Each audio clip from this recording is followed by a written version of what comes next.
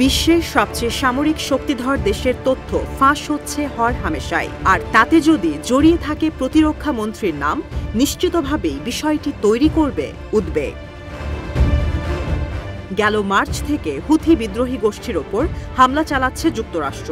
দফায় দফায় চালানো বিমান হামলায় প্রতি মুহূর্তেই বড় হচ্ছে মরদেহের সারি, কিন্তু একবার নয়, হামলার ছক কষার স্পর্শকাতর কথোপকথন ফাঁস হয়েছে পরপর দুবার। এবার ফাঁস হল স্ত্রী, ভাই ও ব্যক্তিগত আইনজীবীর সঙ্গে ইয়েমেনে মার্চের হামলা নিয়ে পিট হেগসেথের কথোপকথন। এ ঘটনায় মার্কিন প্রতিরক্ষা মন্ত্রীর ব্যবহৃত অনিরাপদ মেসেজিং সিস্টেম নিয়ে উঠছে নানা প্রশ্ন। কেনই বা অনিরাপদ এমন সিস্টেমে এত স্পর্শকাতর তথ্যের আদান প্রদান হয়েছে তা নিয়েও প্রশ্ন দেখা দিয়েছে নানা মহলে। CNN সহ বিভিন্ন সংবাদ মাধ্যমের দাবি, দ্বিতীয়বারের মতো ফাঁস হওয়া কথোপকথনে ছিল ইয়েমেনকে টার্গেট করে FA-18 হর্নেটের ফ্লাইট শিডিউল। অথচ প্রতিরক্ষা মন্ত্রী হিসেবে নির্বাচিত হওয়ার আগেই পরিবারের সদস্য আর সহকর্মীদের সঙ্গে এ বিষয়ে আলোচনা করেন তিনি। হেগসেথের ভাই ফিল আর ব্যক্তিগত আইনজীবী টিম পার্লাটো প্রতিরক্ষা বিভাগে কর্মরত, কিন্তু স্ত্রী জেনিফার ফক্স নিউজের সাবেক কর্মী। যদিও সামরিক বাহিনীর স্পর্শকাতর বৈঠকেও তার উপস্থিতি ছিল বলে দাবি করা হয়েছে প্রতিবেদনে। যদিও প্রতিরক্ষা মন্ত্রীর সামনে ঢাল হয়ে দাঁড়িয়েছে পেন্টাগন। তাদের দাবি, ক্ষমতা গ্রহণের পর বিভিন্ন গণমাধ্যমের বিরুদ্ধে ব্যবস্থা নিয়েছেন ট্রাম্প, তাই উদ্দেশ্য প্রণোদিতভাবে মার্কিন প্রশাসনের বিরুদ্ধে গুজব ছড়াচ্ছে মিডিয়াগুলো। ডোনাল্ড ট্রাম্পের এজেন্ডা বাস্তবায়নের পথে এই গণমাধ্যমগুলোই বড় বাধা।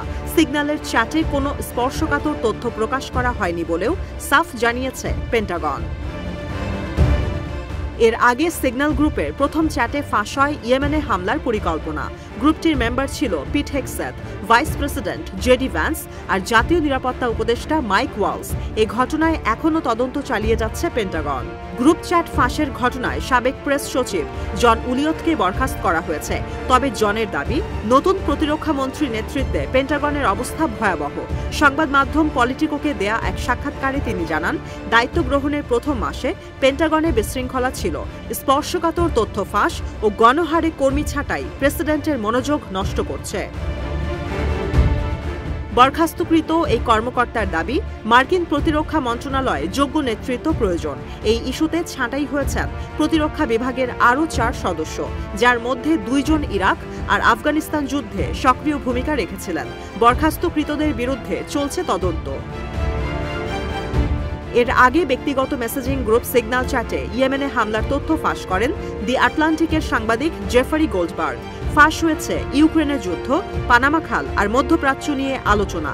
এরপরও এই মেসেজিং সিস্টেম নিয়ে কোনো ধরনের সতর্কতা দেখাননি পিট হেগসেথ।